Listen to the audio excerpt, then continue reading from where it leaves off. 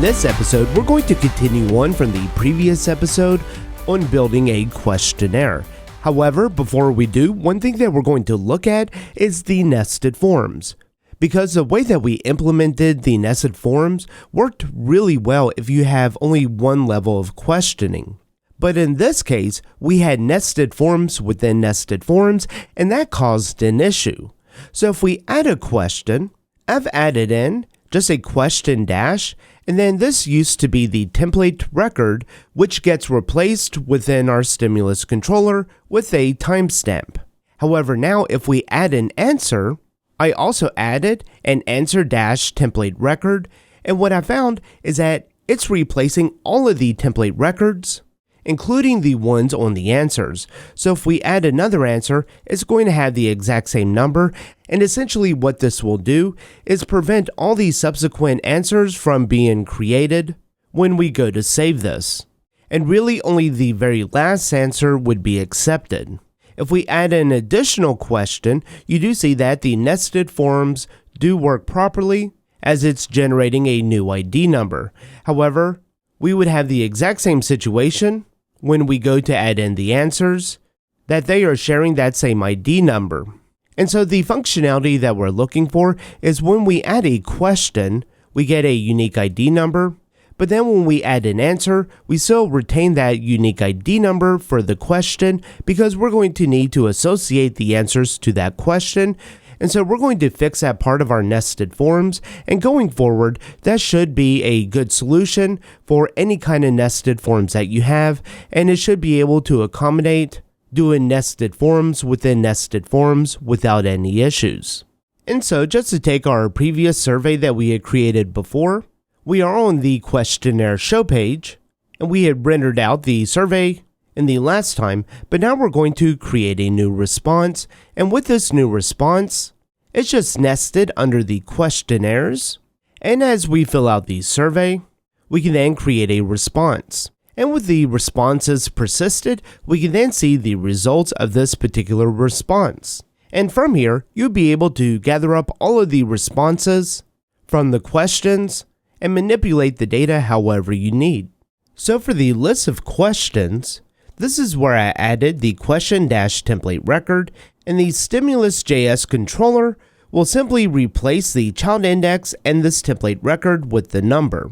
So we need to come up with a unique one here, and I'm just going to call it question_record. Within the data controller for the nested form, I'm going to add a data-nested-form-index-value. And now set this value to the question record. I'm just going to copy this value, and on the question fields, down where we had our template for the answers, I'm going to do something very similar. In the place where we're defining the data controller for the nested form, I'm going to paste this in. Instead of question record, I'm going to do answer record. And I'll update all the references for the template record with the answer record. And so now once this is done, we can come into our controllers for the nested forms controller, and we can start making the appropriate changes. First, I'll add a static values, and remember we named our values index, and it's going to be a string. And so when we go to replace this, we can replace it with a new regex. We can use this dot index value, and in the second option, we would just pass the flag G. And so once we make this change, that's all we really have to do in order to get nested forms within nested forms working properly. And so now when we go in and add our questions, the question_record is getting replaced. And if we add our answers, those are getting replaced as well, but now they have their own unique ID.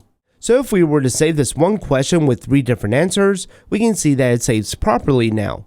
And so now when we talk about gathering the responses, there's a lot of different ways that we could approach this, but it's something that you're going to have to decide for your particular use case what the best solution is going to be. Because for one particular response to a questionnaire, you might have several different questions. And in this case, we just have one question and you can only select one answer. However, if you do have a situation where you have 2 questions and you can select two different answers, one for each question. Now for a particular response, you have two different values that you need to track there. And this can quickly become complicated if you break it out so much that you are now having multiple records, one record for each response to a question. And did you know that you can go to railsstore.com to get your own Ruby on Rails t-shirt or your Drift and Ruby t-shirt? So be sure to check that out and use the promo code RUBY for free shipping within the United States. To watch this full episode and more videos, visit driftandruby.com and subscribe to the Pro membership.